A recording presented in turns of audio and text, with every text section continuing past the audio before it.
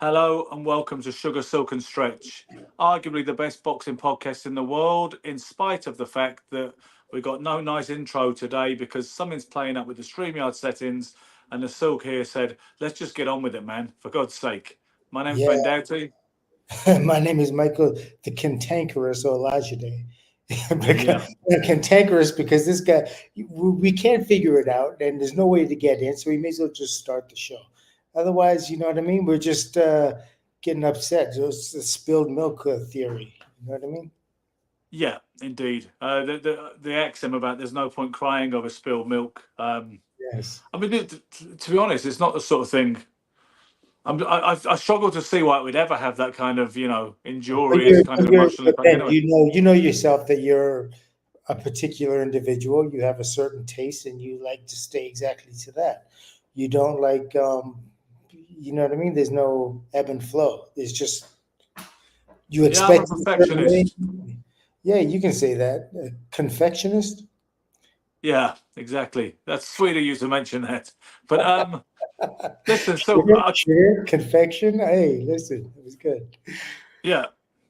Listen, so I called this show Sugar and Silk Unplanned because it is unplanned. It is just one of those things. Not that we are usually scripted in the first place, but in terms of the boxing scene right now, there is probably the biggest fight taking place this weekend is in Verona, upstate New York, tomorrow at the Turning Stone Casino. I imagine you probably possibly know the venue because they used to use it for shows the evening before the International Boxing Hall of Fame. Hmm. Are you familiar with the I've Turning only Stone been in once. Verona? I've Yeah. only been once. Yeah, no, I've only fought. I fought upstate once, Albany, and that was really about it. Okay. Yep. So in any case, tomorrow night sees the rematch between Oshaki Foster and Robson Conceição for the WBC Super Featherweight title. Okay. The point of interest in particular is that in the first fight several months ago this year, everybody, the world and his brother, seemed to be of the opinion that Sharky Foster was robbed blind, and the bookies certainly seem to think so because he's like a 1-4 or 4-1 on favourite to regain his title tomorrow night in upstate New York. So. I must admit I didn't actually see the first fight, but it's rare to see somebody who lost the previous fight be such a big favourite in an immediate rematch. But it was one of them things that. How did he lose the fight? You didn't see it, so you can't really tell what happened. No, I saw highlights. You know what I mean. And I also, unlike yourself, I will never seek to have an opinion on the score of a fight unless, or not too much of a strong opinion at least, unless I did score it round by round, because otherwise your overall impression, no matter who you are, can be misleading. And if I only saw highlights, everybody else is saying it was a robbery, and no doubt it probably was because we see plenty of robberies all the time, right? And I think one thing we're never going to run out of in terms of conversation and theorizing is the problem with scoring. I mean, the problem, yes, with corruption, yes, incompetence, and yes, with the. But yes, with preference. It's always about preference. Certain people just like to see a certain thing that appeals to them. When they look at a person that's aggressive, that's what, like when you say fight and you put fight with the physicality, they say, okay, well, the guy going forward is the one that wants to fight. The guy going backwards is the guy that wants to box or disengage or not engage, right? And so Yeah. right away they give points to the person that's going forward, and that's not necessarily the way boxing's supposed to be scored. At least not in today's day and age. But maybe in the past I could see that just because of the way things are meant to evolve. They do evolve, and they're meant to evolve. But in today's day and age, there's more than one way to skin a cat.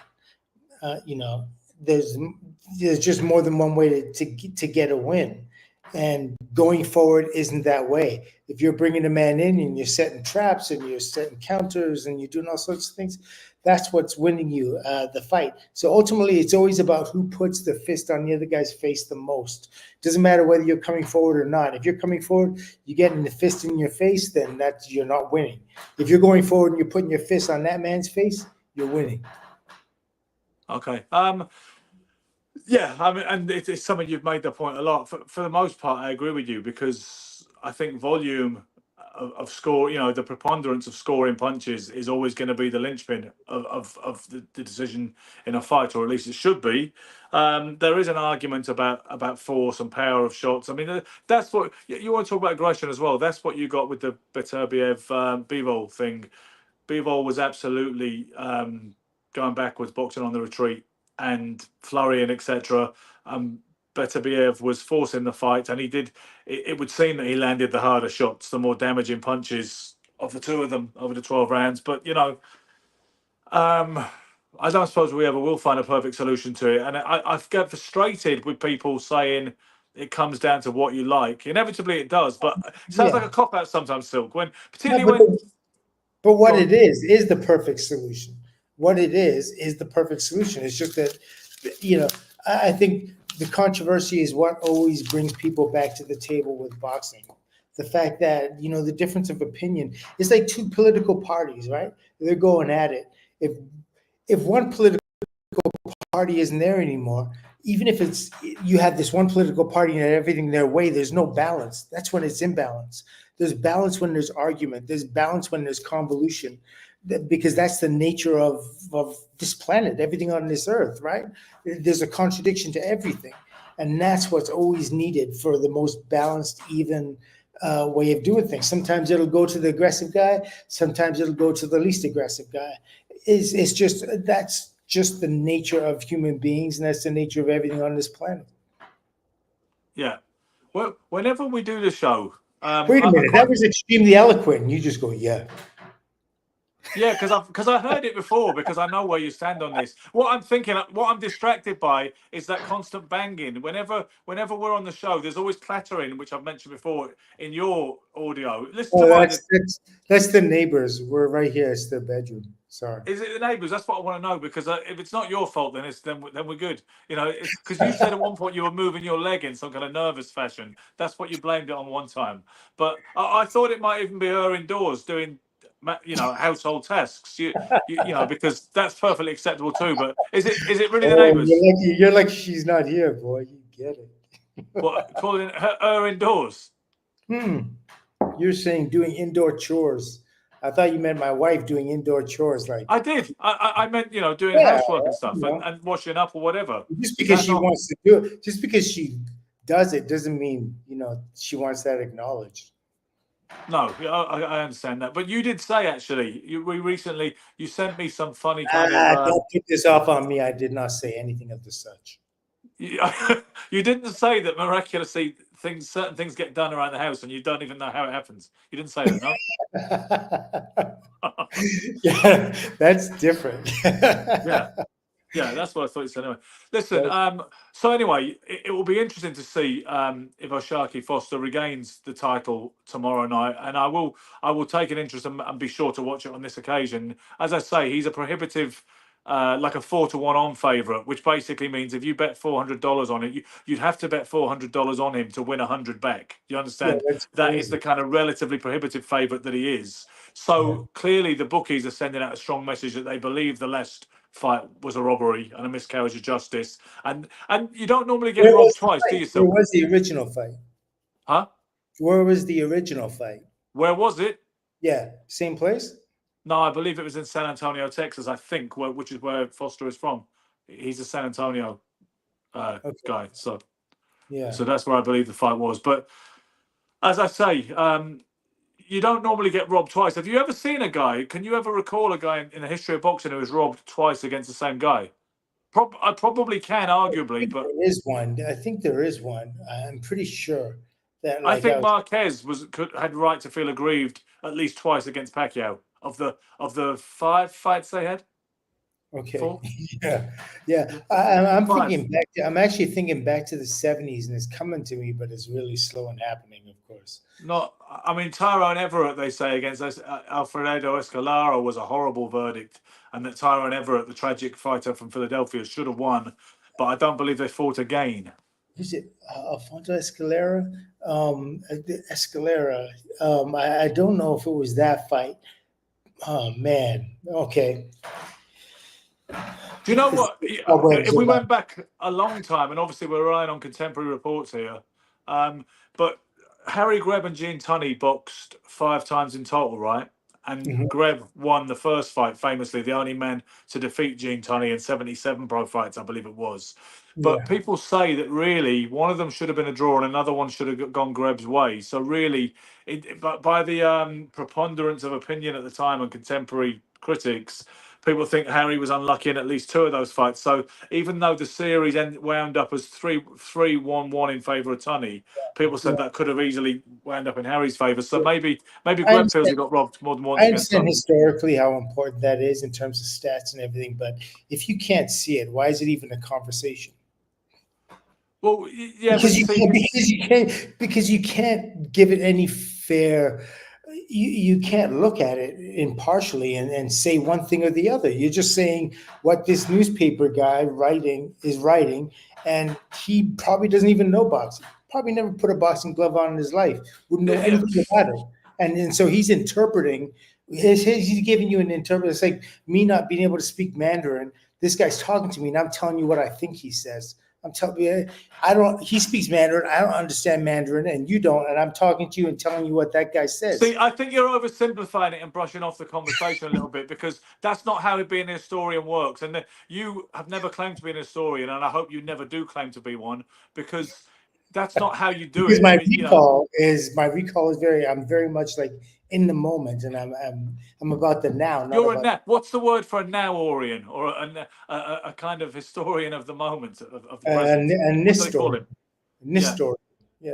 yeah, I guess so. That's- 'Cause the thing is, I used to refuse to have any kind of opinion or evaluation of Harry Greb, despite his phenomenal record and body of work and It's the list of yeah. opponents he beat.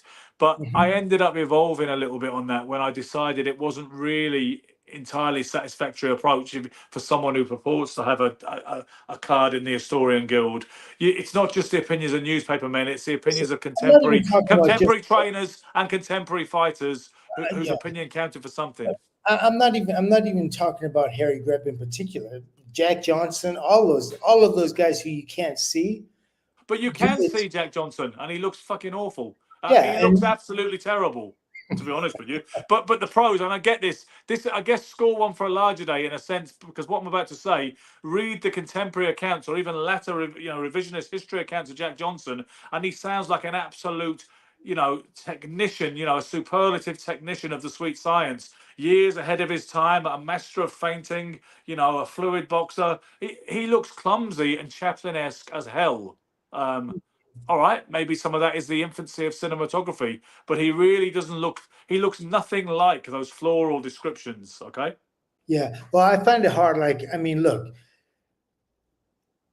with that kind of filming, anyone's gonna look choppy like that. Look at Charlie Chaplin. You know what I mean? Like, and the Keystone Cops, and when they're chasing them, and they just look so. There's no way they really run like that. But the film, like you're saying, the cinematography just lends itself to that. It's so unappetizing to the eye, where they have one or two. You're looking at it, and it's just non-pleasing. So when So we talk about historical film of fighters, by the time of Gene Tunney sensationally beating Jack Dempsey in 1926, he looks great. He looks good. So by 1926, motion picture technology was enough to capture what Tunney and Dempsey were doing in a way that yeah, we I'd did. love to see that clip. Why don't you send it to me? What, Tunney and Dempsey? Yeah. Are you telling me you've never seen the fight? No, I'm not Never. telling you that. I said that. You've never seen the Tunney Dempsey fight. I'm not telling you that. I said that. So can you please confirm that you've never seen that fight? Because to me, that's staggering. That's what I'm saying. I see. This is hard Why for are me you because holding your heart? I don't understand why you're holding your heart. I said I'd never seen it. that's strange. So because see, I was way before the internet era. I was brought up on these history of the heavyweight championship videos Uh-huh. and books and all the rest of it. So obviously, I watched the videos on VHS, and sometimes there'll be a program on television if you were lucky, and it obviously had so much more value than it has today because we're spoiled today with the archives that we can access at the push of a finger.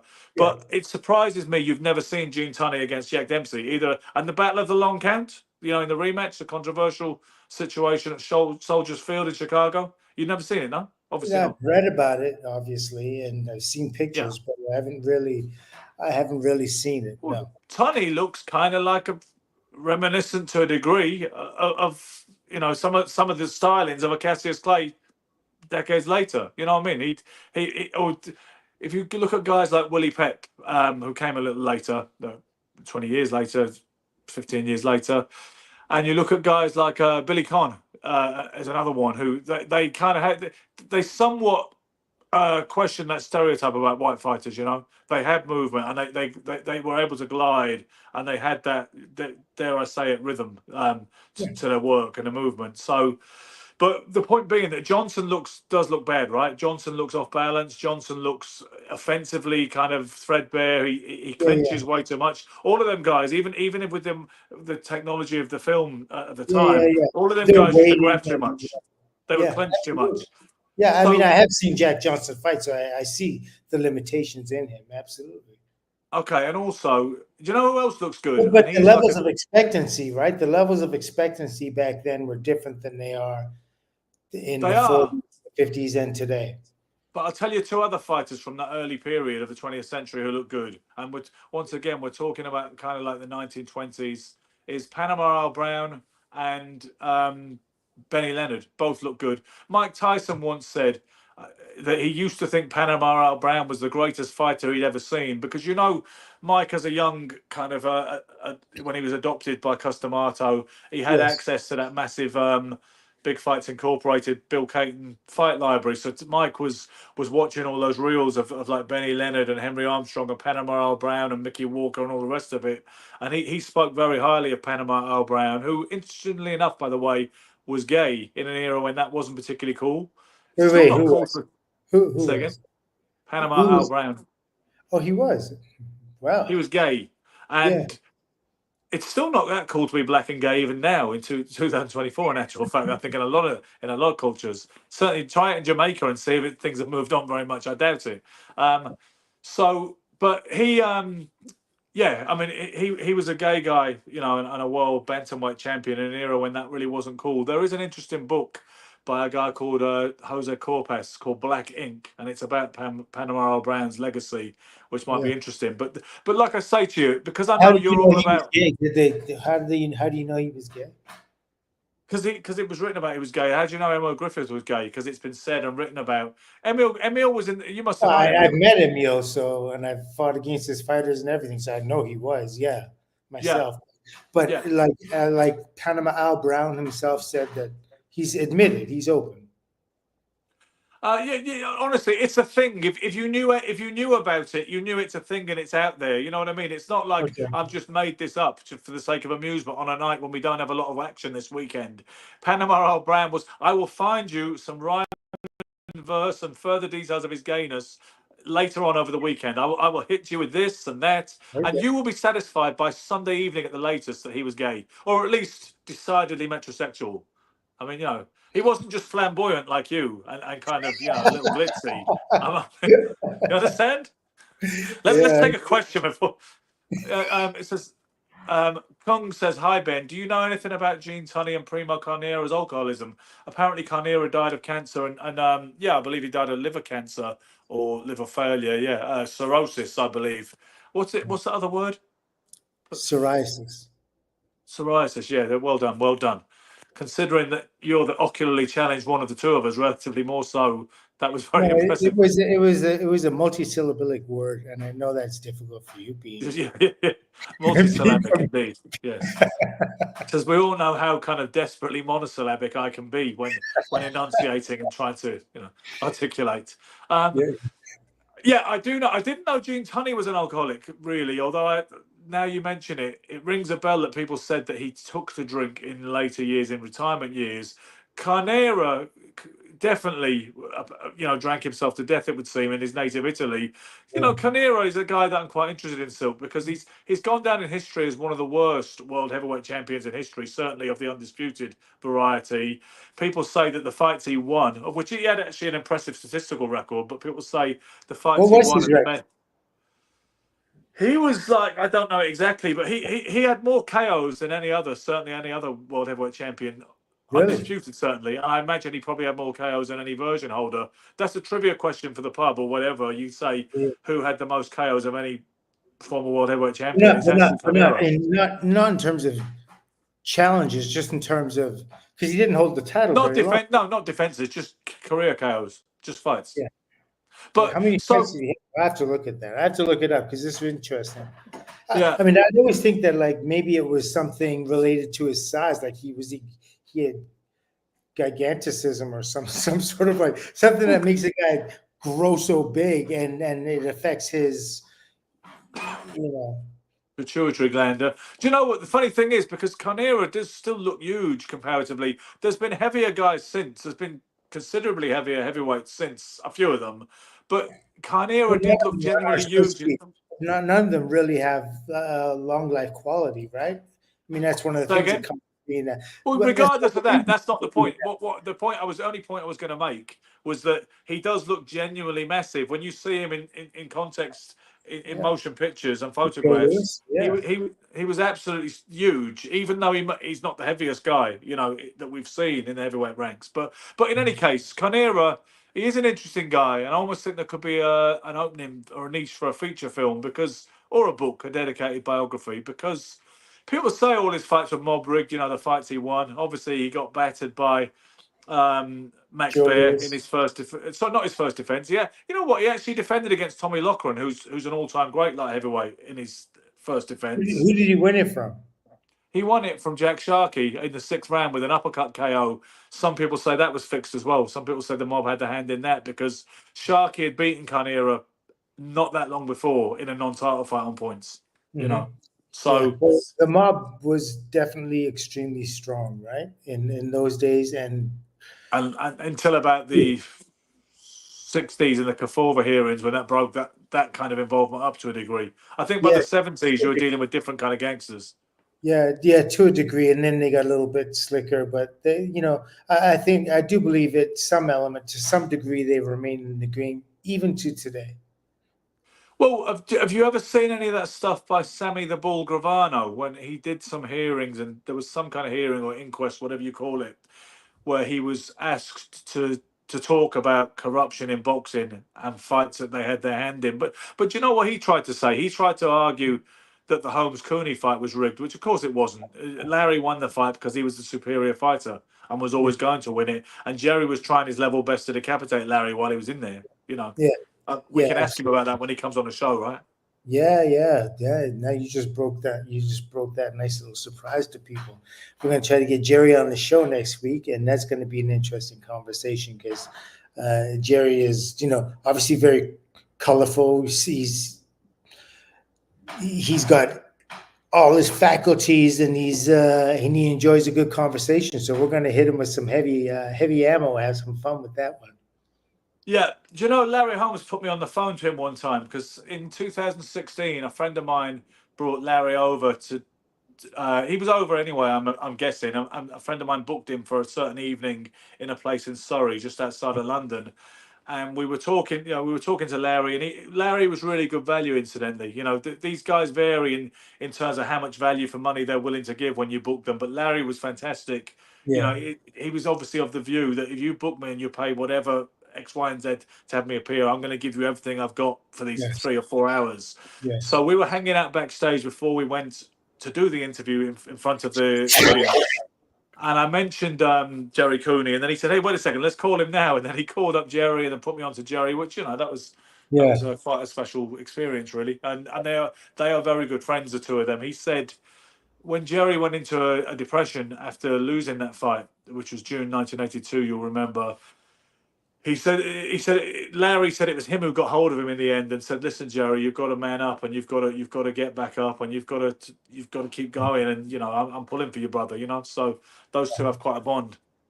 Yeah, no, they do. I saw them both in Atlantic City together last time out at the Atlantic City Boxing Hall of Fame, and the communication there, like it's real. The camaraderie, the friendship between one another, it's real. You can tell, and it's they're tied in history together by something that I think that's what boxing does. When you're able to go toe to toe with a fighter, and you're able to, like, them on a level you don't know anybody else. You know what I mean? And Yeah.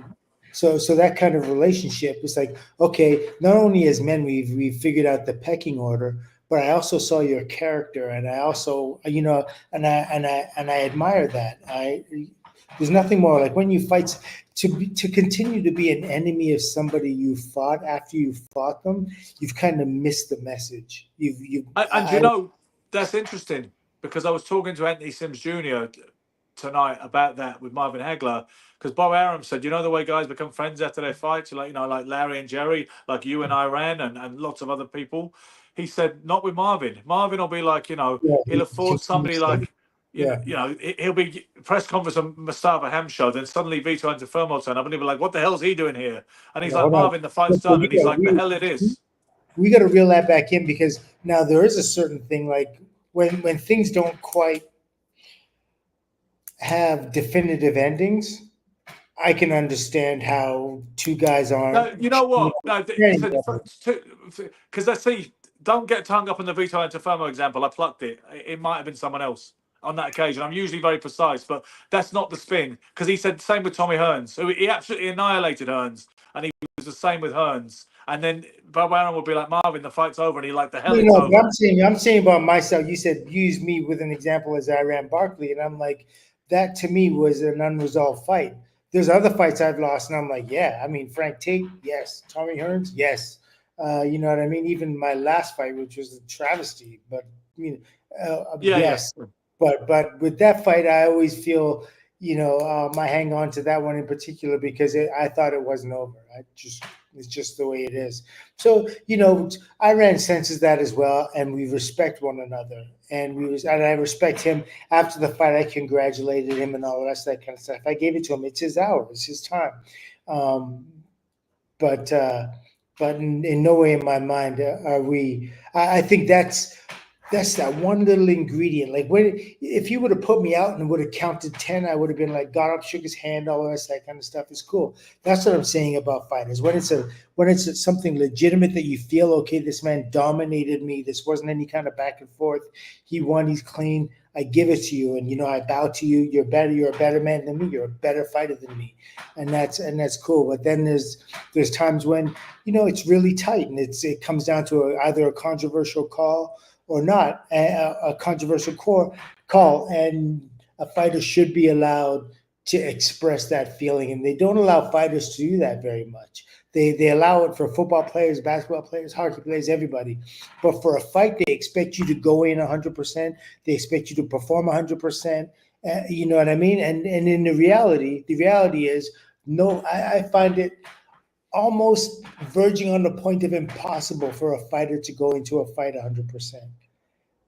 It's just so incredible. Which is why maybe when you get that crystallizing performance, which you see as the greatest night you had in the ring, perhaps that was that evening when everything was collaborating with you and almost the stars were aligned and biorhythms or whatever you believe in combined to make you on point as 100% or close to 100% as you were ever going to get.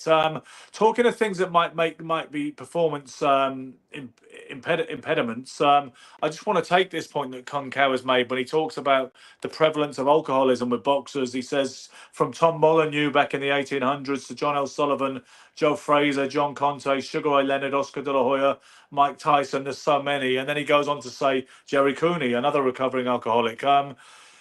What do you think, Silk? Is it any more prevalent than it is in any other stream of humanity with boxers? Do you suspect or believe? I mean, I don't think boxing causes alcoholism, right? So you'd have to say. I wouldn't have thought so.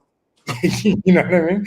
So I'd have to think it's just as prevalent in any other sport, is because it's just or office or corridor power or anywhere else. It's about human beings and what you're exposed to, and a lot of times it's what we're exposed to in terms of our parents. You know what I mean? It could be an addiction from there. It could be from watching it and seeing it as a normal part of just relieving the stress. Whatever it may be to somebody, to an individual. So there are a number of fighters that have done that, and there's fighters that have done, things that are worse in terms of substance abuse, and Yeah. they're able to pull it Well, they together. may or may not be worse. They may or may not be worse, but Yeah, they're illegal. yeah, yeah. Yes, obviously alcohol causes you to change the personality of who you are, and I'm just not. I'm just, I'm not well versed in that area of addictions and what they mean and what's worse than the other, and having a coke addiction or some other like smack addiction, and how that affects your daily training and your aspects outlook Do you on know what? the fight. I think, to be honest with you, I think a lot of the time when you talk about alcoholism and boxers in particular, while they're active, I think a lot of the time they shut that down when they're in camp. A lot, I think Yes. a lot of fighters are capable of having that vision, which is why Yeah. some alcoholics I know, including ex-boxers, will say, I can go 100 days without a drink if I decide to, but so what? You're still an alcoholic. Yeah. It's what Yeah. happens when you drink and pick up that bottle that is the problem. You understand? It's not Yeah. about having to have a drink every day. That most of the alcoholics I've met have not had to have a drink every day, Mhm. really, at most points in their life. But Mhm. Sugar Ray Leonard, so he identifies as an alcoholic and an addict, and he's part of the recovery community and has been for a lot of years now. He You said was an talking. alcoholic and an addict. What is he addicted to? Alcohol, or like what is it? He had an issue with cocaine as well. Okay. I mean, he was into that. So Yeah. sometimes when you go to AA meetings, you'll hear some, which is those are the meetings I attend as a recovering alcoholic. I don't go to NA, although I imagine I would get something from it if I did, and I do have a drugs background as well. But most people will identify themselves as an alcoholic when they speak, and some people will say alcoholic addict. There's the slash there because Hmm. they've got, and some of them will say that their biggest problem is actually with drugs, but alcohol always seems to come first. They call it the gateway. There's a phrase in recovery circles, ABC, alcohol before coke. Then again, I know people with coke problems who don't drink, so it's a funny old kettle of fish. But Sugar Ray Leonard was talking about his defence against Bruce Finch, which is basically the last fight of his welterweight prime before he retired for a good long while. And Hmm. he said that he had a fight with Juanita, his wife, at the time, while it was like 10 days or something like that before the Bruce Finch fight, and he ended up hitting the minibar in the hotel and losing his discipline, and he drank a bunch of vodka at the hotel minibar, and still knocked out Finch in 3 rounds because that's how Yeah. good Sugar Ray was. But do you Yeah. know what I mean? But that is a rare situation. I know some fighters try to juggle it, and they'll be. Tony Ayala Jr. was doing heroin while getting ready for fights. He claims to have shot up on the day of a fight a couple of times. I'm trying to remember the name of the opponent he fought where he was. 3 fights. Tony Ayala Jr. claimed to be high on heroin, having whacked up. Mike Ayala says one time they were going for the fights. They were both boxing at a venue in San Antonio. It might have been the Municipal or the Freeman Coliseum. He said, and then Tony was in the bathroom. And they were waiting to go, and the dad was getting impatient. And Mike said, "I knew he was in there taking care of himself." He Yeah. said, "But my dad didn't. My dad didn't know or Yeah. wouldn't say Yeah. anything." And then he Yeah. came down, and he said, "If it had been me, I'd have caught hell." But Tony His was the dad. golden child. His Huh? dad absolutely knew. I think it was Epps, wasn't it? Robbie Epps. Robbie Epps. One of I those don't three. think he was out. I don't think. Maybe that's possible. I should know, shouldn't I, as the biographer? But I can't Yes. think at the minute which one it was. There was 3 fights. I think one of them may have been Herrera even, which was his last fight before he got incarcerated. But Yeah. regardless, he claims to shot up hard drugs before he went in Yeah. the ring a few times, and I still Well, performed. let me ask you something, because you fought. What was your first boxing cardinal sin, like rule that you broke? In terms of getting ready. Yeah, in terms of being prepared to fight and getting ready to fight, and the cardinal sins, not doing your road work, not having sex before the fight. Oh, You know, well, that's what I was going to say. When I lost my virginity, as it were, it always feels like a rather cumbersome phrase, but for what it's worth, and I told Mike no, Tyson this, actually, it seems crazy because I never thought you had one. well, you thought I never had a virginity to begin with. Yeah. Yeah, I was the non-immaculate conception. Now listen, It just so happens that I lost my virginity on the same day Mike Tyson won the WBC title from Trevor Berbick. It was November 22nd, 1986, okay? I was 16 years Really? old. Right. And I told Mike that when I That met fight him. was that good? Huh? That fight was that good? That's what it did for you. Well, it didn't last very long, the fight. But Neither one, I'm sure. yeah, right. 2 rounds. So anyway, that was a Saturday night, right? November 22nd, 1986. Uh-huh. I boxed on. It was like a Wednesday or a Thursday night, whatever it was. Midweek amateur boxing show. I remember we went to a place. It was like we went to a place. Where was it? Abingdon, somewhere like that, in Oxfordshire, in England, right?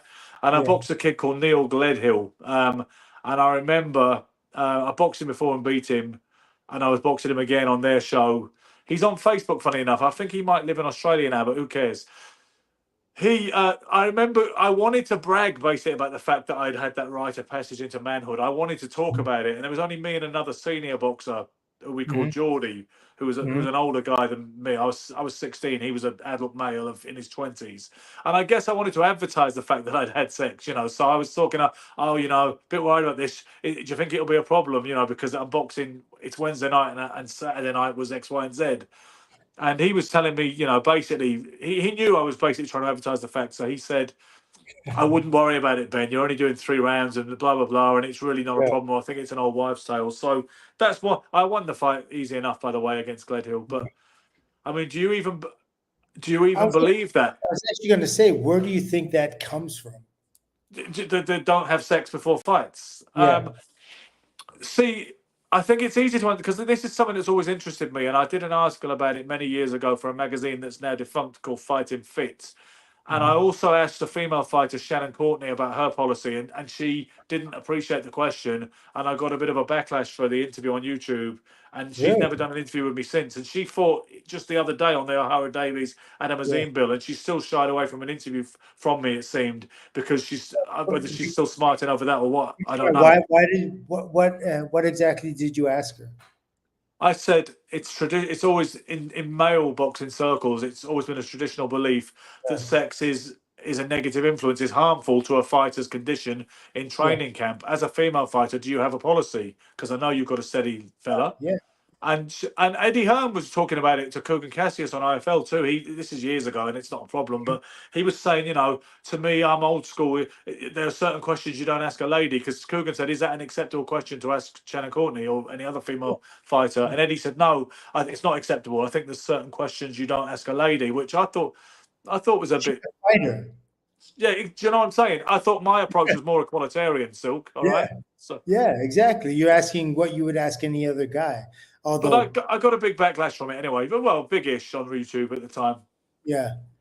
But I mean, regardless, really... where does it come from? I mean, I think most people will agree that it's not good to be out chasing tail when you're supposed to be training, because that goes with club life, and pub life, and drinking and drugs and smoking and staying up late and all the rest of it. And also there's the drama that those kind of casual relationships can bring into your life, because men and women essentially don't get along or don't know what each other are thinking or feeling, and the only way they connect is with this electricity, and then it repels and they get all the fallout. So if you're emotionally not happy because you're having relationship, even casual relationship problems, or you're just out all hours of the night, then it's obviously not good. But the valid question, I think, is the pertinent question would be, what is wrong with a fighter who has a steady woman in his life and a strong relationship, who understands his sacrifices he has to make, let's say a male fighter for now. What is the problem with them having normal conjugal relations as part of the normal lifestyle while he's training? Well, do you think that would be an issue? What did you do?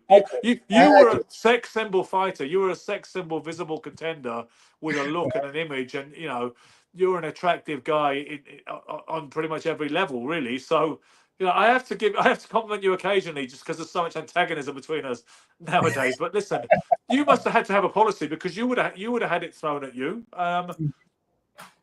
So what was your stance, as it were? Well, as I was, in boxing, I brought up with my father, who was my trainer, and he was anything that sounded like it was the right thing for you to do. Like it sounded like the right thing to do. He was in support of. So yeah, that was one of the things. Not having sex before the fight. And what I ended up thinking, like I ended up there were a couple of fights that I did have. Well, there was actually just one fight Yeah. that I had sex very close to the fight, like a week away, a week or Yeah. two away. Yeah. And look, it's like this. I think you have to like it's a part of the sacrifice. And in training, you don't want to get comfortable. You shouldn't.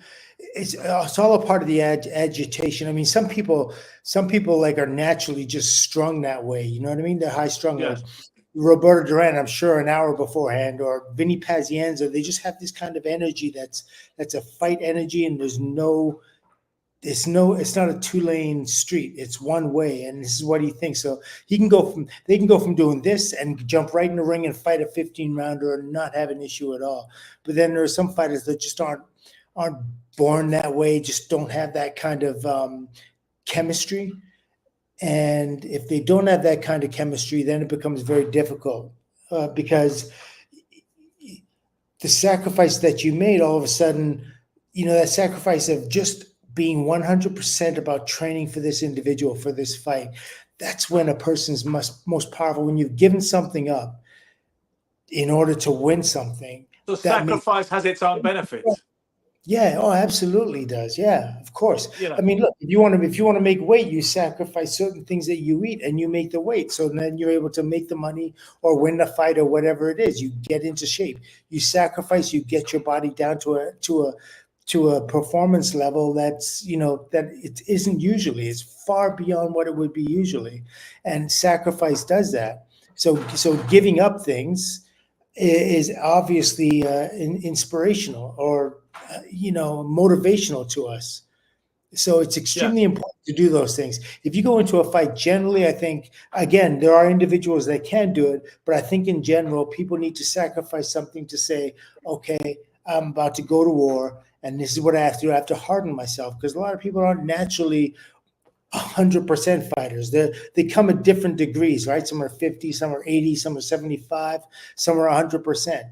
You have to know what you are, and then you're able to, if you want to skirt the issues. And,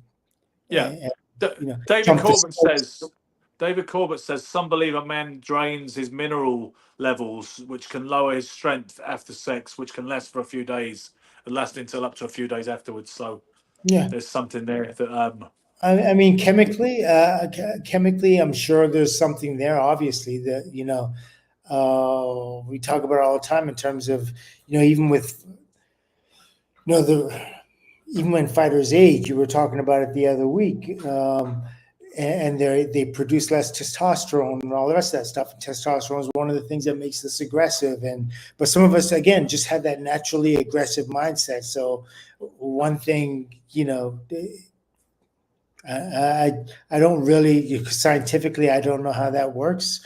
But I just know that once I've had, when I've had sex or made love or whatever it is, I don't necessarily feel like fighting.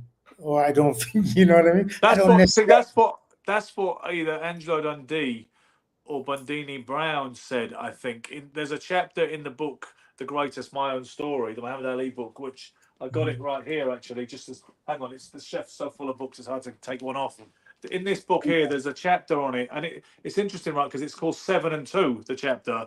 And it's about sex and fighters. And Ali talks initially about his first sexual experience, according to the book at least, when he was the night before he boxed Kent Green. You may have seen some posts from me recently about Kent Green, the Chicago guy that knocked out or TKO'd a 16-year-old Cassius Clay in the Tournament of Champions semi-final in the Golden Gloves in February 1958. Now, the way Ali tells the story in the autobiography is that he says a guy called Donnie Hall, who was another good heavyweight from out of Louisville, with Clay being a light heavyweight, said the night before they won their quarterfinals, they both fancied them chances in the semi-finals. He said, you can beat this guy with one hand behind your back," said Donny Hall to Cassius Clay. He said, "I got mine sewn up too." He said, let's go have some fun. So they went out, and Clay didn't know what he was getting into. He takes him downtown, and they get a couple of street hookers. And the way the story is told is initially, supposedly she says, "Oh, hey, hi, honey, you looking for some fun?" He's like, "Sure, we're looking for some fun, baby. What's it going to cost?" And she's like, 7 and 2. And Clay doesn't know what any of this is. And it means $7 for her and $2 for the room, because they need someone to do it. So he Okay. says to him, which one you want, Cash? And he says he doesn't want to offend either of them, really, but he says it. But eventually, he sort of whispers, "I'll take the coloured one." So he goes, "It must have been a black one and a white one, I guess." And Ali Obviously. went with his own kind, and and he said he didn't really understand any of it or what he was supposed to do, but it happened and all the rest of it. And he said maybe he felt guilty about it, was still thinking about it, and he got stopped the next night by Kent Green, who, by his own admission in later years, Kent Green said, "I was 18, he was only 16. So I was Yeah. stronger than him, and I got right on his chest." He said, even today, and he was talking in 1980, he said, "Even today, if Ali has a fault, I don't think he can fight real well in close." He said, "But Yeah. so that was Ali talking about that in the book." And in any case, it goes back and forth in the chapter, and Bundini Brown is talking about his time with Sugar Robinson and what discipline he had when he was getting ready for a fight. He said, Mhm. he could sleep next to Venus and not touch her if he had a fight coming up. Mhm. Yeah. And I think it was Angie or Bundini who said, the trouble is, he said, maybe it's more psychological than physical. He said, who wants to go to war after you've had good loving, which is essentially what you just said then. Mhm. Yeah. So, but it's an interesting chapter. They spoke about Sonny Liston, and they said he was an absolute, woman hound, and to be Yeah. deprived of it made him genuinely angry. And apparently they had a shtick with him in his fights. They tell him Lena Horne will go out with him if he knocked the guy out in the second round or the third round or whatever. Or they get a really hot chick and they put her in the Yeah. audience, and she'd walk out if Sonny hadn't knocked him out by the fourth or something. They say, looks like you missed your chance, Sonny. That's what it said in the book anyway. Some of it may be, a little bit Yeah. Of course. Yeah. Hyperbole. yarn spinning, but it is something that's always interested me, though, and it does interest me what female fighters think of it. If we can get a Yeah. female fighter who is unabashed and outspoken on it, I think it would be interesting to know female boxing is bigger than it's ever been. It's pretty massive and mainstream now, really, certainly in Britain. Mhm. What does Katie Taylor think about this? What does Yeah. Amanda Serrano think about this? Yeah. And does it work the same way? I mean, you know what I mean? Does it work the same way? I mean, it takes you to so many different levels that you start asking questions and you go down that road. It just, you delve into like, what is it that makes a woman feel complete when she has, sexual relations? Does she have to reach like have an orgasm in order for it to be fulfilling? You know what I mean? Imagine if you just tuned in right here. Imagine if Yeah. you literally just tuned in to a Super But Seven stretch. with a man, obviously it does, right? It generally has to Yeah. end in Otherwise, orgasm. it's a waste of time. Yeah. Okay. Yeah, exactly. But for a female, it doesn't necessarily have to be that. So I'm Just as assuming. well, I really. don't know. I don't know. Don't land base me on that. But if that were the case, then maybe a woman can have sexual relations as close to a fight as she wants to, and it's not an issue at all. I mean, It if it, genuinely is interesting, isn't it? And no one's ever spoken about it. And that is the only yeah. reason I asked Shannon Courtney the question. But as I No, say, that's it went probably not down like a the. lead When I balloon. see a picture of her, then I'll decide whether you made that reason, whether you asked her for that reason. If I can see a She's picture cute. She's cute enough. I mean, so there there's, you go. That was the reason. oh, well, Well, you do have an 8-track mind band. The only thing is you have one thing on all 8 tracks. yeah, that's the only trouble, the only drawback with it. Yeah. But so that's, we always try and delve into areas, that other podcasts don't seem to touch, and that will Yeah. be one of them. The other thing I'd like to talk about for maybe, let's say, the last 10 minutes or so, Daniel Dubois' immediate future has been a subject of conversation and debate and interview the last week or so. And this is the thing for me, Silk. I don't want to get tied down in this because I know you possibly find it a little tedious about me raging against the machine in this way. But before I talk about the implications of the situation, for me, the problem is when you've got something, when the belts have such legitimacy in people's minds still, you had Usyk, who won the undisputed heavyweight championship of the world May 18th this year, and that was the one to end all arguments, and they sold it on that basis. There was the big drum roll. This is the first time since Lennox Lewis in 1999, and this is once and for all. And then literally weeks later, they said, okay, well, he's going to fight the rematch, which means he won't fight our mandatory challenger. So he's gonna give the belt to Dubois. He's gonna jump before he's pushed. He's given it up voluntarily, and he said Dubois can have it. And then Dubois is going to defend it against Anthony Joshua, who's a massive box office draw over here, and it's going to be at Wembley. Consequently, that is because of the devastating nature of his victory. That has legitimised him in so many people's minds as a champion, and now they start talking about his first defence. Now, imagine if we lived in some more sane planet, or some more sane culture of boxing, where it was just he knocked out Joshua in a non-title fight, but it was a major scalp on his road towards another shot at the championship against Usyk, who he's fought previously with controversy, and now he was looking at his next opponent on the way to that. But it all has so much more mileage, doesn't it? Because it's got the IBF title attached to it. Because as ridiculous as the sanctioning bodies are, in the mind of television audiences and fans and promoters and fighters and trainers, they still have a lot of cachet. So now, long story short, they were talking about an immediate rematch with Anthony Joshua, which is not something I thought was warranted or justified. It's not the way I thought things should go, but it looked like that's the way we're going to go.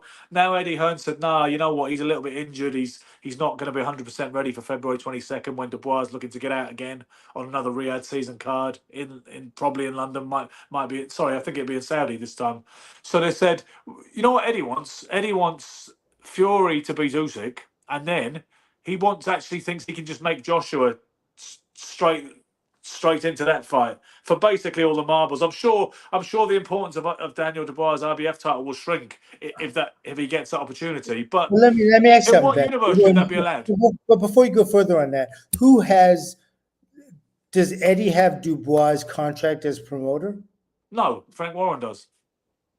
No, but in order to fight the champ, usually you have to give up.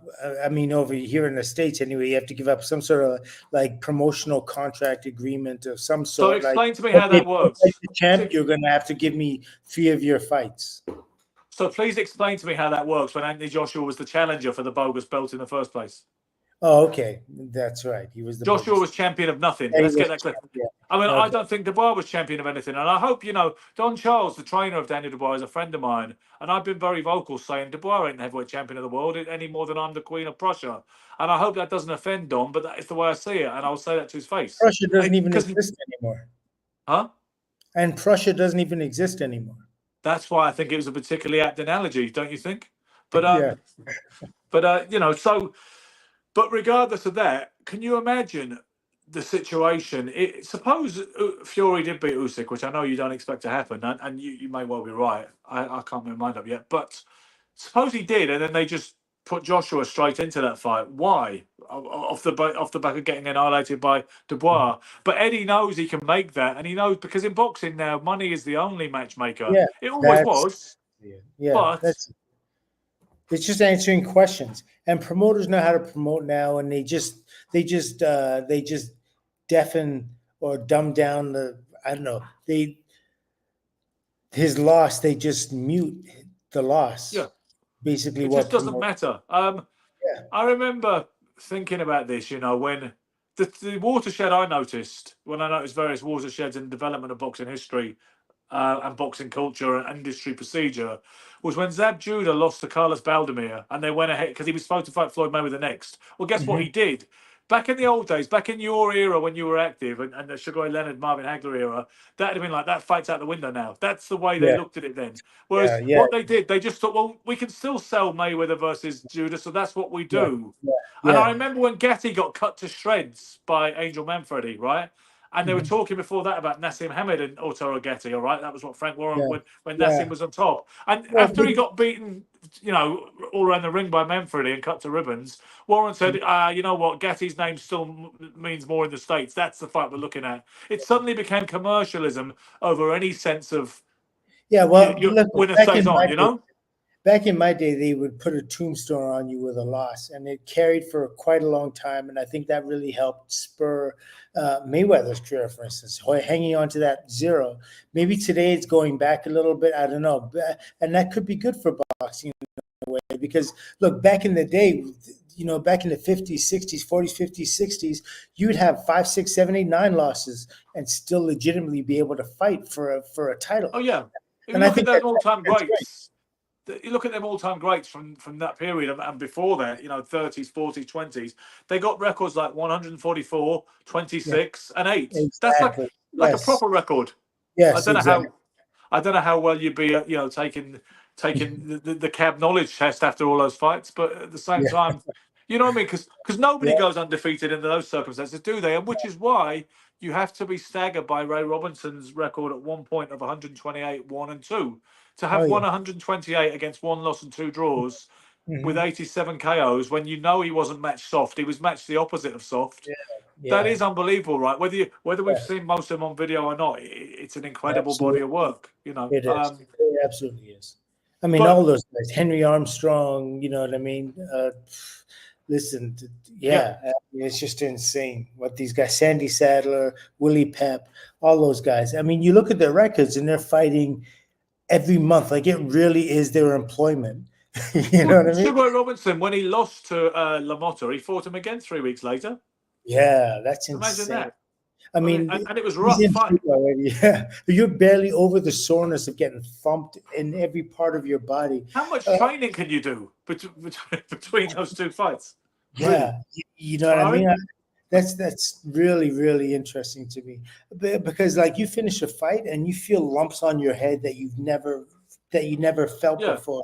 You know what I mean? Just things on your body, and even just from the effort of throwing the punch, your muscles are strained a certain way Do you because ever used to find it used to hurt here, right? Really it would hurt here when you tried yeah, to move your arm. And I I'm see talking it. about after amateur fights. Yeah, yep. You see it last, but I used to get mostly like I have my left bicep pops, but after a fight where I really used it, it would flat. It would flatten. It would be Yeah. like deflated. It was crazy, and that's just the kind of damage you do throwing punches like that, and it needs time to recoup. These guys didn't. It's like it's their 9 to 5. It really was their 9 to 5, and that's amazing. Concal also says Henry Armstrong became a preacher and was later robbed by youths and later passed away from CTE related illness. Yeah, Yeah, which which doesn't really surprise me when you. which is common for pretty much every boxer. I mean, of that time, with the exception of, I would say, like Marciano. Jake LaMotta was incredible when I met him, and this is Well, in the '80s. I I was just, see that picture. It was yeah, was it Zayo? Was it Graziano and Lamotta and you? yeah, yeah, it Yeah, was, yes. But lovely I picture. actually, yeah, no, I actually went over to his restaurant and we went over to his apartment, which is on the east side, and uh, and I sat with him and talked to him, and it was absolutely incredible. Like this man was just so sharp still, and he had to been what in his 70s? I don't know. Yeah, He was yeah. incredible. I mean, and he seemed to be lucid right up to the end. To be honest with you, Yeah, which is which is is interesting because of the sheer amount of punishment he took. Because you know what, he was cleverer than some people think in terms of defensive ability to ride shots and yeah. slip and No, slide a no, bit. he did But he was an absolutely. aggressive guy. He was aggressive, but he did turn with shots a lot, and he did what Marciano did. He almost like when you have generally when you have a sports or like when you soup up your car and the back end is like this and the front end is like that. You have the big tires at the back and the small tires at the front. Back in the '70s, '80s, used to soup up cars and he used to have the fat mags at the back.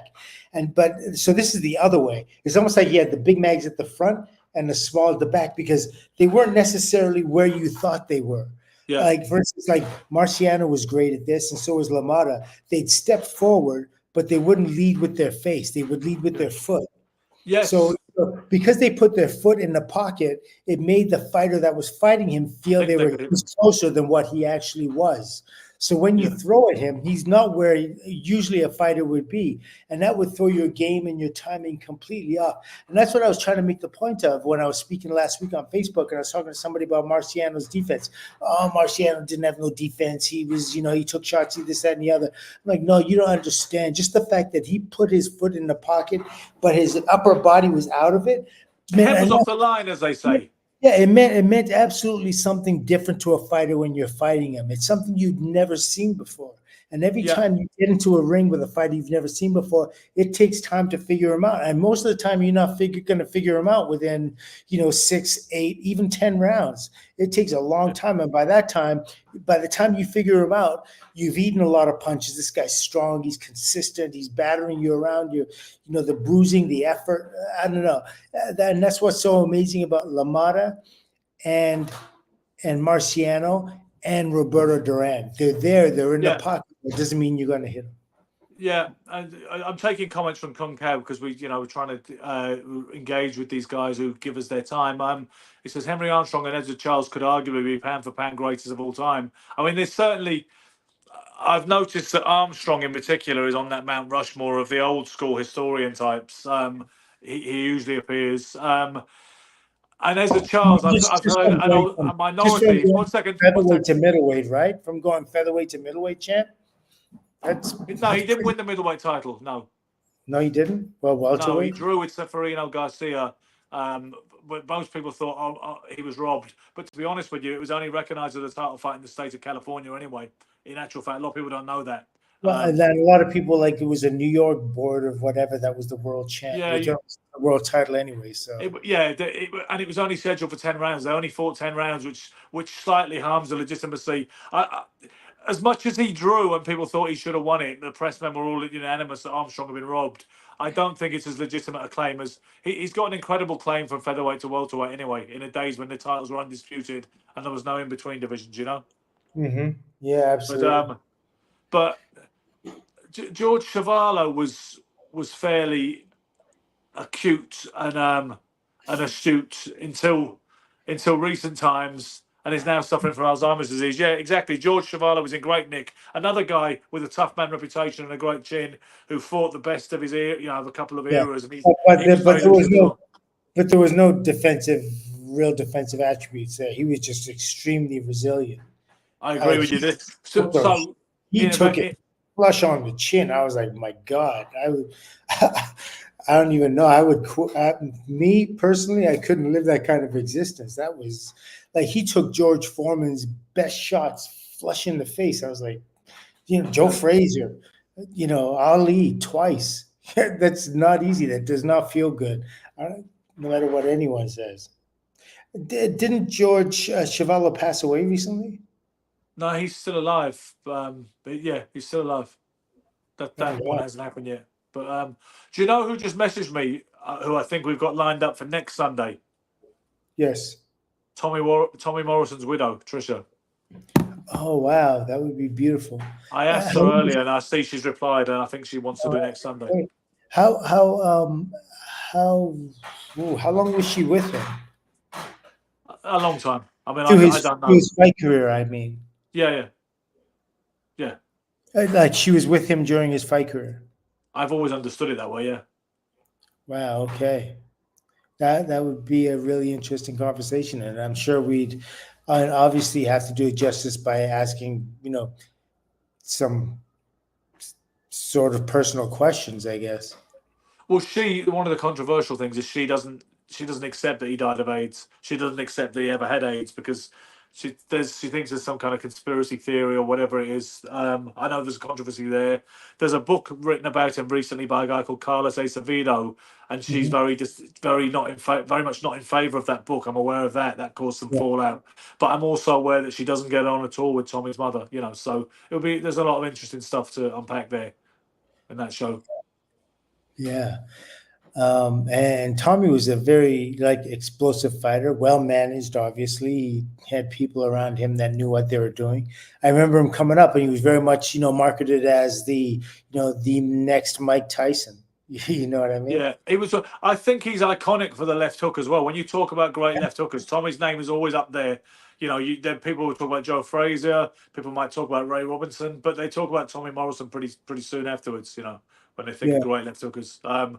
And also he was the recipient of one of those iconic KOs versus Ray Mercer. When people talk about the most brutal, horrible knockouts and late interventions. No. It wasn't Ray Mercer. It was Razor Ruddock. No, it was Ray Mercer is the one who knocked out Tommy Morrison. Oh, yes. I thought you said Morrison knocked out Ray Mercer. Sorry. Yeah.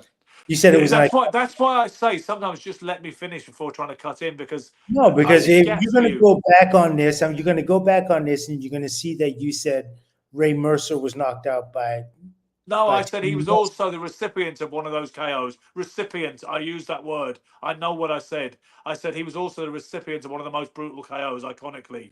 But you know, and late ref. I tried to say late ref intervention, but you're already coming in then. Trust me on that. Help me out, somebody. If anybody in our minute audience wants to back me up here, feel free. What's your opinion on? What's your opinion on John Brown from Ringside Boxing? He used to train Tommy Morrison. I don't have an opinion on him, to be fair. I didn't know too much about his trainers, to be fair. I knew that he trained him, and he trained a lot of fighters out of the Midwest. And obviously, listen, he gave him he has something to do with the skills that Tommy had, and Tommy had good skills. He had good ability. I remember the whole marketing angle in the early days was that he was related to Elvis Presley. No, sorry, what am I talking about? He was related to John John Wayne. Wayne. Sorry, Yes, John Wayne. John. He Yeah. said he used to celebrate Elvis Presley's birthday. That was it. He said he would break training to celebrate Elvis Presley's birthday. He said, I Right don't now, even you're being celebrate a my little bit birthday. careful because I'm going to catch you on one of these things, like I just did. Do you So want to stop talking now in you're the middle of checking a? yourself. Now you're checking yourself. I like that. Do you want to stop talking at the same time as the co-hosts? Just wait till I will leave gaps because I'm quite professional, and then you can No, talk. you don't. You have run-on sentences, bro. I'm telling you. You The, run on sentences, and I'm like, he's getting more and more. I just have to jump in because, the pot has called the kettle a rather dark hue, resembling something that rhymes with pot slack. calling if that's a pot calling the kettle black. No, I kind of make my things rather succinct and straight to the point, and I jump off. Yeah. And I just presented an opening for you there. It's like Muhammad Okay. Ali peekaboo. I'm like, hey. Yeah. So, in any case, what were we even talking about just at that moment? Well, we were talking about Tommy Morrison. And Yeah, so he said he was related to John Wayne, and supposedly the John Wayne family denied that subsequently and said that they'd never heard of him. But I don't know how that all panned out. But well, that's it why was they called him the Duke, right? He was the Duke, Tommy Morrison. exactly that's where he got it from. Yeah, and obviously that his profile was also enormously assisted by the Rocky Five movie. You know, he was already known then, but obviously that Yeah. made him more iconic. You know, so Mm-hmm. what's Kung saying? Tommy Morrison was on steroids and passed out fighting Ray Mercer. Gassed out, bro. Or guessed out, yeah. Shouldn't Yeah. wear sunglasses again. That's what the problem is, you I know. wear my sunglasses Yeah, and guessed out, yeah. What else is he saying? Ray Marion Mercer. Morrison is John Wayne's real name. Yeah. Okay. Yeah, Well, yeah, that's true. Absolutely true. Marion Morrison. yeah. I guess that was at least if you were going to make something up. I guess you'd at least be on solid ground when you came up with the rules, you know. But I don't know. There may be a blood connection, or there may not be. It's something I've never established, you know. But At some point, if they're all named Morrison, they go back far enough. They'll probably have a common ancestor. yeah, indeed they will. And he could be So married to the other Morrison, Van Morrison. yeah, he had some pretty good songs actually. Now you mention him, it's do Yeah. you And know there was another Morrison too. Jim Morrison from the Doors, the There you go, Jim iconic Morrison. singer? I mean, Yeah. Jim was something else. I mean, Jim was he was a badass. You know, he was. I suspect that the reality of someone like Jim Morrison is sadder than the legend, but he was the original college dorms poster boy. You know, Yeah. certainly when I was hanging out around college kids in Colorado in 1990 when I was on an extended kind of tour of the USA. I went to a place called Boulder where I ended up getting happily stuck for 3 months. A real party student town. Kind of, it was all Doors, Grateful Dead. There was a real '60s throwback culture there in 1990, and everybody was in bands and stuff, and everybody's smoking weed and dropping acid. And Jim Morrison was on so many college dorm walls. Yeah. No, absolutely. I mean, I remember I did a a training camp for models in Tulum, Mexico, and Jim Morrison was, you know, for some reason he just seemed to be everyone's favorite, and you Really? knew that Yeah.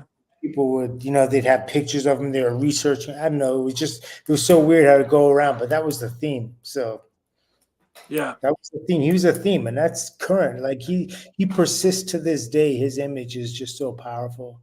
Um, it's he's still.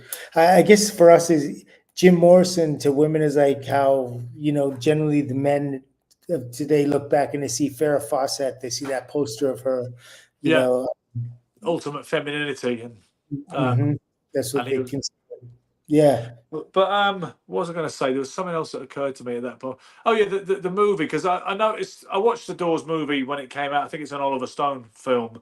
I watched it when it came out at the cinema in 1990, but I was 91 it might have been, but regardless, I remember seeing it on Amazon recently and flashing up as an option. I was thinking about whether I wanted to watch it again or not, and I couldn't figure out if I did.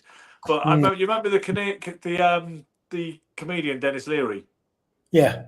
He said, they took like 2 hours to tell the story in that movie. He said, I can sum it up for you in like 6 seconds. I'm drunk. I'm nobody. I'm drunk. I'm famous. I'm drunk. I'm dead. And that was his truncated version of the Jim Morrison story. Oh my God, that's But funny. uh, That's oh, good.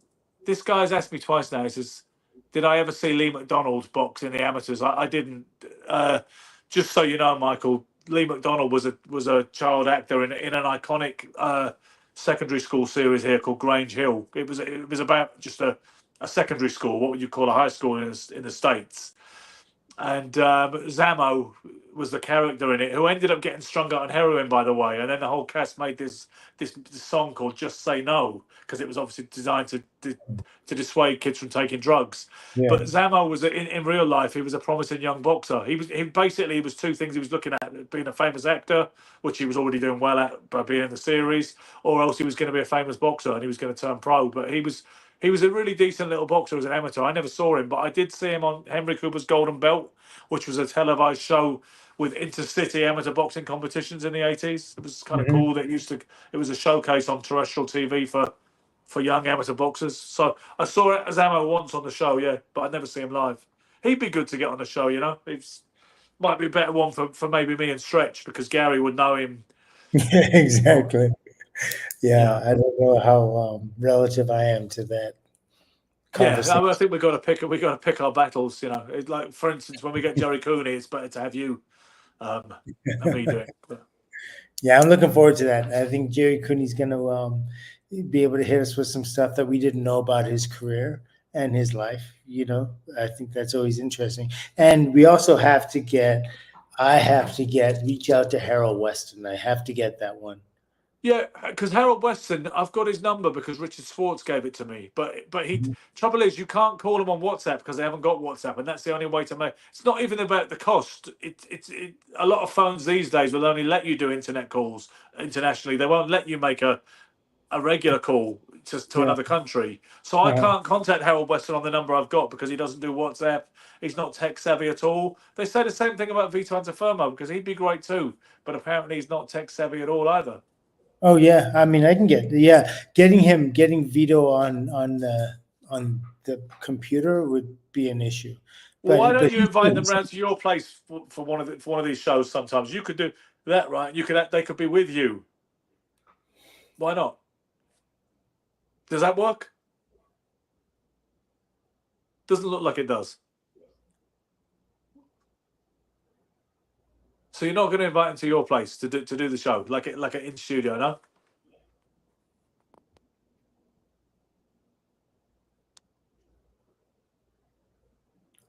sorry, what did you say?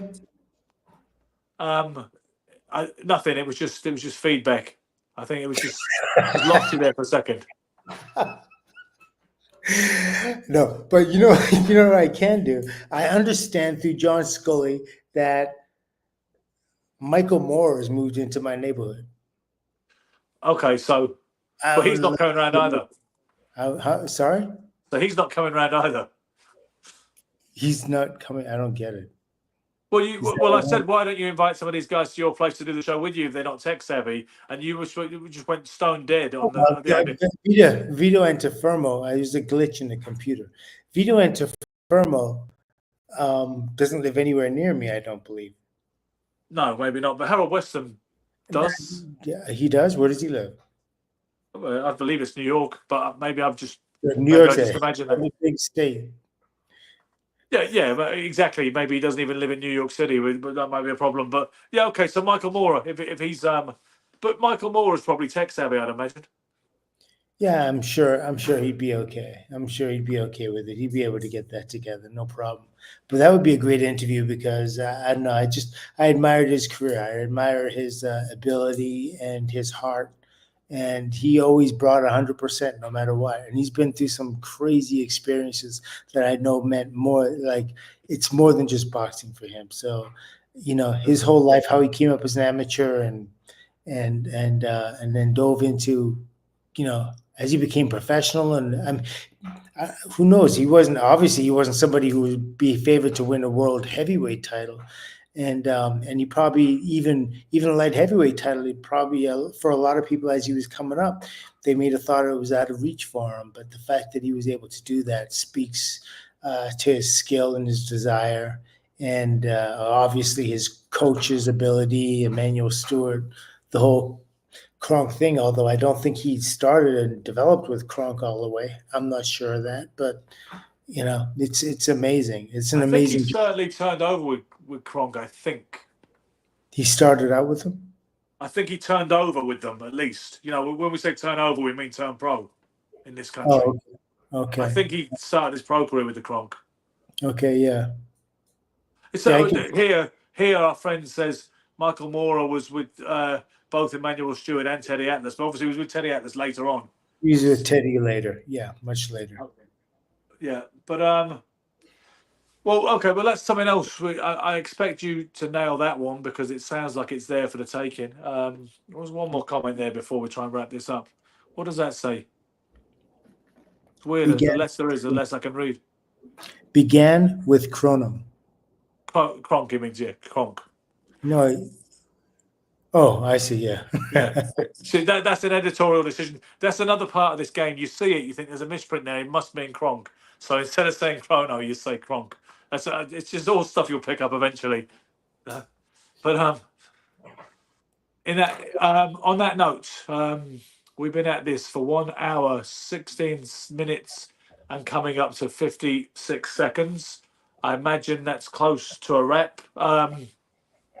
Now, Sunday night, we will be back. I imagine it will be just Sugar and Silk again. Gary is having a sabbatical.